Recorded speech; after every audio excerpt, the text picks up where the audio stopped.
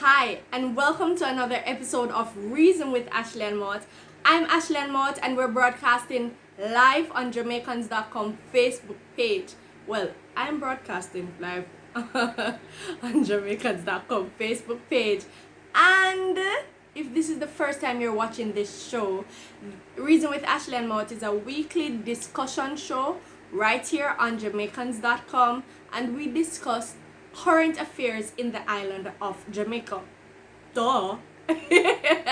And if this is the first time you have watched me broadcast, I am a journalist, and I've been a journalist for at least 6 years now, and I have been broadcasting on Jamaicans.com for 2+ years. So I am so grateful for this opportunity, and I hope you enjoy the discussion. Remember to comment below. This is an interactive show, and we want to keep the interaction up. Alright, so for today, as the caption suggests, we are going to be unpacking some very serious issues that we are being faced with as black people. So I know we talk about current affairs in Jamaica, but whether or not we want to admit it, anything that happens overseas, particularly in the US, Jamaica is not immune to it. Meaning, in some shape or form, it will affect us.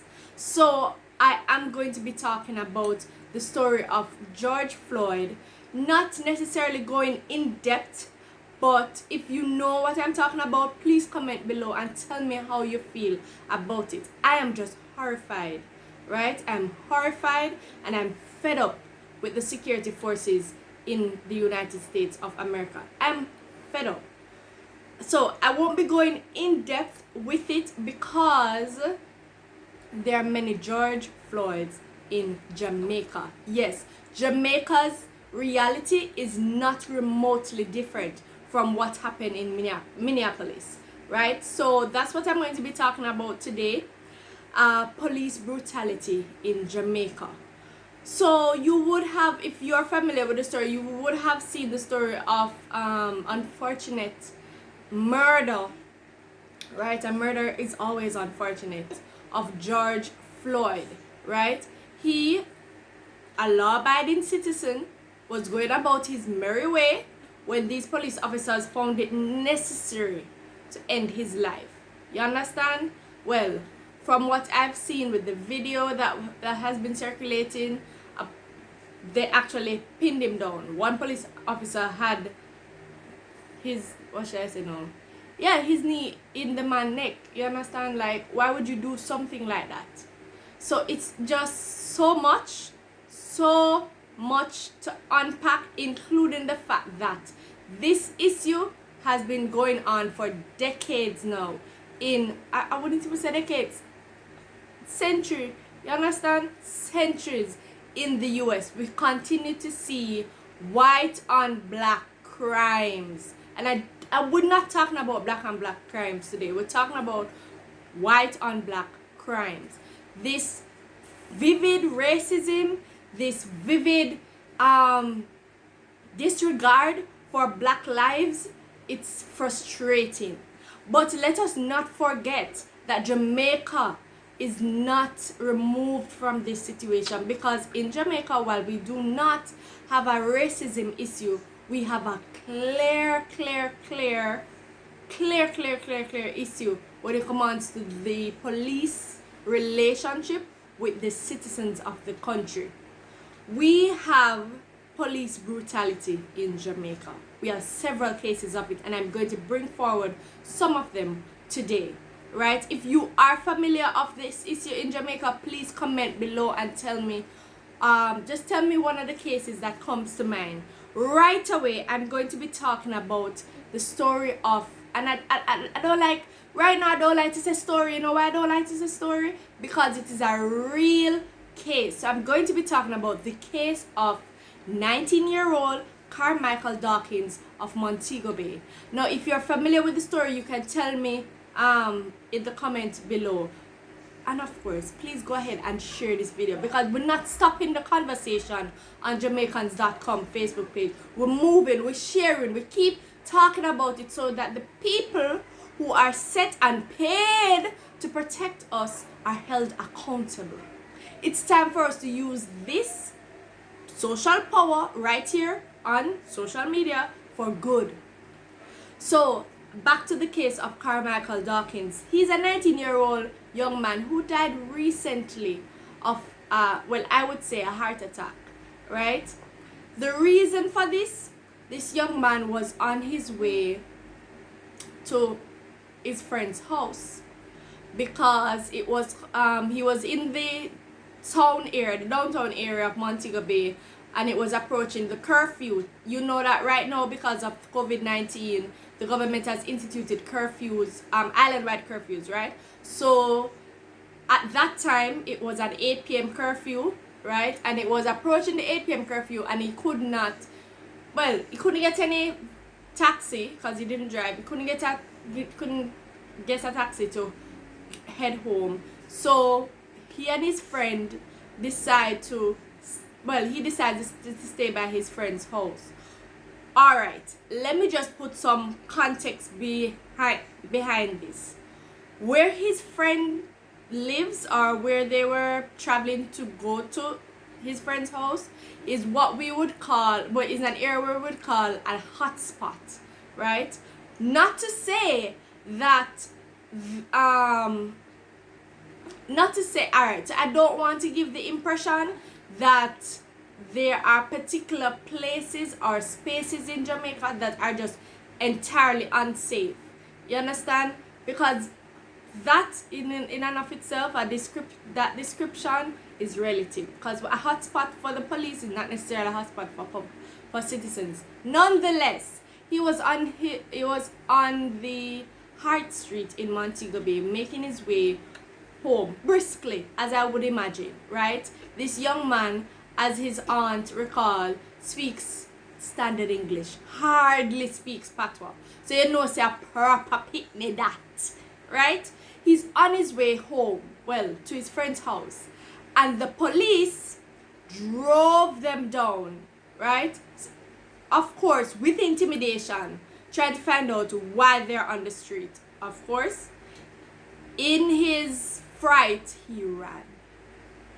He ran, and they found it necessary to drive them down and use a baton to frighten them.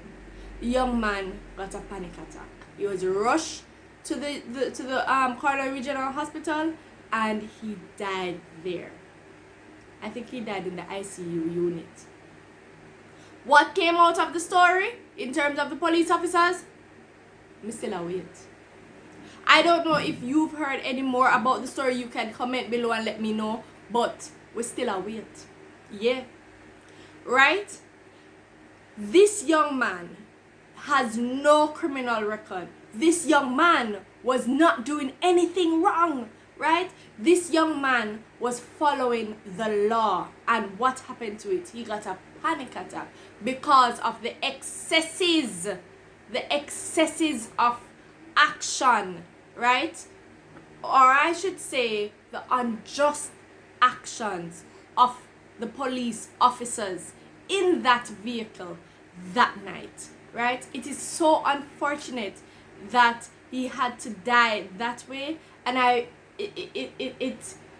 it brings forward the issue of police brutality in Jamaica. So let's not forget that we Jamaicans have to deal with that issue every day.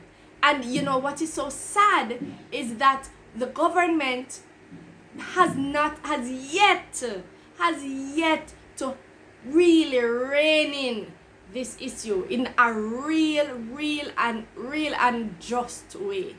You know, I must speak about the role of INDICOM, and if you're not familiar with INDICOM is the Independent Commission of Investigation, and basically it was set up to investigate all cases, and I'm reading for you. So it was set up to undertake investigations concerning actions by members of the security forces and other agents of the state that result in the death or injury of persons or the abuse of the rights of persons. I don't know if Indicom got Carmichael Dawkins' story. I don't know if they're investigating it, right? But all I know is that this 19-year-old was a promise. All children, everyone has a purpose. And this young man's purpose was taken away from him unlawfully. Unlawfully. Because I think for some police officers, and I'm not going to say that all police officers are like that, but for some police officers, I think they behave as if they are above the law. Yeah. And I think that's why as citizens we should make sure and we should ensure that we know our rights. Do you know your rights when a police stop you? Do you know what to say? Do you know what to do? Comment below. These are things that we should start to understand, check off, and ensure that all our loved ones and our family members are sure about. Because as I tell you, the story of George Floyd is gruesome, but it is not new. It is not new to black people, right? It is not new to Jamaica. There are many stories in Jamaica, and if you would know, in 2020 we are celebrating, and I don't want to say celebrate, but we are recognizing the 10-year anniversary of the Tivoli incursion. You understand? And up to this day that we're doing the show, we do not know how many people died in Tivoli. The independent commission, the investigation that they did, right, brought forward a number, 69 persons, right? It was higher than that and they brought it down to 69. The residents of West Kingston said that is not the case. It's at least, it's over 100 people. Up to this day, many people don't know what happened to their loved ones. Up to this day, there are people who are still going through the trauma, living with the trauma, inflicted, the harm, all of that was inflicted on them. Okay, so you heard Makeda. Yeah, my baby is here. Inflicted on them by the police forces, the security forces. What came out of it? We do not know, right? We don't know. We don't know what happened to the police officers. We don't know the correct way. You understand? And it's sad. We don't know the correct way to seek justice. And that's why sometimes, and I am not in any way condoning any violence or crime, but that is sometimes the motivation for people to inflict harm on the police. You can share your thoughts below. I am sharing mine and I want you to share with me. So I think we need to keep a check of ourselves. We need to start to ask those serious questions. We need to have those serious conversations with our children. We need to be, so it's not only black men in the US, Jamaican children, boys and girls are also at danger because there are some police officers who believe they are above the law and they'll do anything to prove to citizens that, hey, I'm in control because I have the weapon. And I have the weapon that is quote unquote legal. That's sad. So, I won't be on this issue for long. Of course, we'll be talking about the epic battle, lyrical battle between dancehall veterans Bounty Killa and Beenie Man. Look here, last Saturday, this time, right? You were watching. Well, hopefully you were, because if you miss it, boy. Well, if you miss it, you must see the videos. We were watching the epic lyrical battle between Bounty Killa and Beenie Man. And I must say, I totally enjoyed it. Okay, Makeda obviously enjoyed it too. You did? Okay, she did. She enjoyed it. I must say that it was an amazing experience, especially to see that they got over, well, basically 500,000 views on Instagram. right? And one of my friends was pointing out to me that look here, it's a camera, it's a cell phone that they're using, you know. It's not no big production, but the marketing, the promotion, the love and the support behind it made it a big production. Of course, it wouldn't be a Jamaican experience if the police didn't show up, so let's not forget about that. And of course, the promoter Sharon Burke of Solid Agency came to clarify with the media that, you know, the police showing up was in no way, no shape or form a reason for them to shut down the party. They were just checking to see if everything was okay. Okay.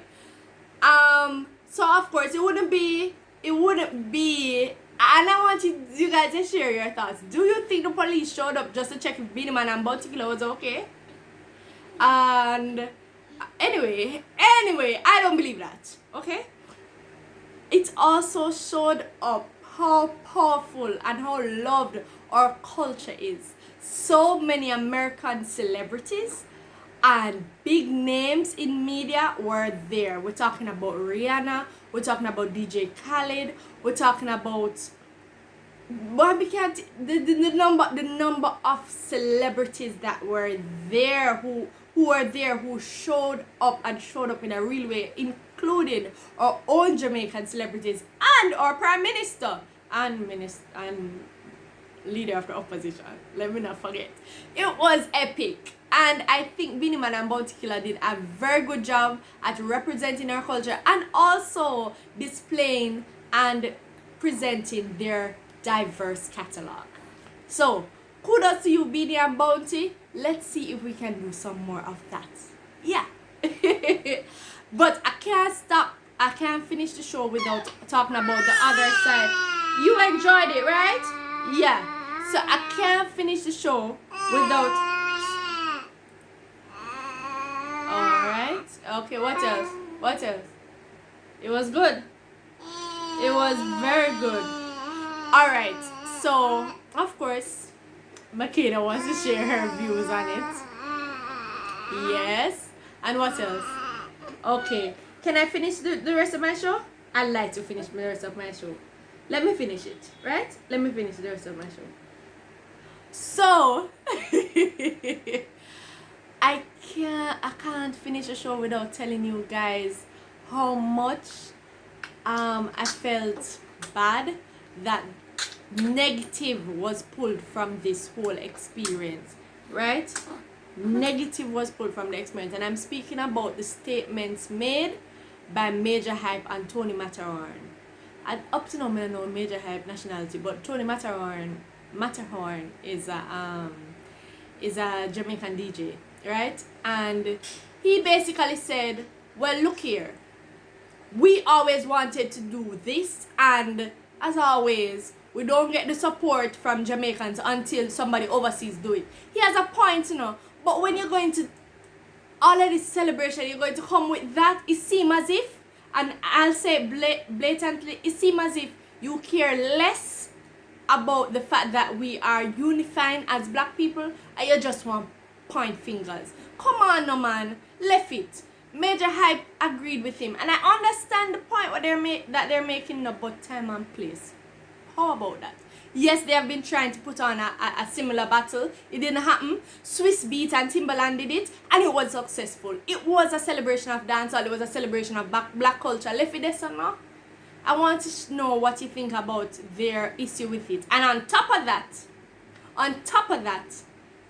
Ludacris, and his name is so fitting, made it very, how should I say it? He made sure that he said that Swiss Beats and Timbaland better hurry up and pay Bounty Killa and Bean, because those people don't play.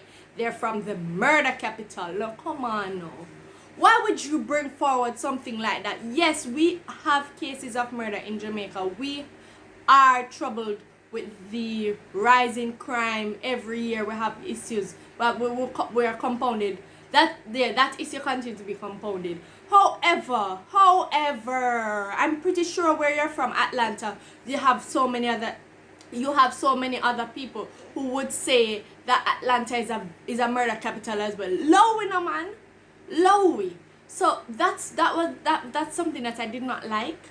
I did not like that after effect of Verzuz, and I must give thanks to Shaggy, our own Shaggy, right, for bringing forward the fact that Bounty and Beenie, being ambassadors of the culture, them deserve to get back them visa. If you agree with Shaggy, please send me some hearts and comment below. So I won't be here for much longer. Makeda is getting a little fussy, right? I promised to show her in one of these videos, right? So I do hope that you are keeping safe. We are flattening the curve in Jamaica and we're doing a good job at it. So please continue to keep safe. Please continue to listen to what the government is saying, even if it's getting overwhelming for you. It is a bit for me. And live in peace, live in love. Please continue to follow me on Instagram as I am seeing an increase. So go ahead, I'm A Mowatt on Instagram, on Twitter A_Mowatt, and I'm on Facebook, right? Ashleigh-Ann Mowatt, and on YouTube. Until next time, live in peace and live in love, Jamaica. Come reason with me.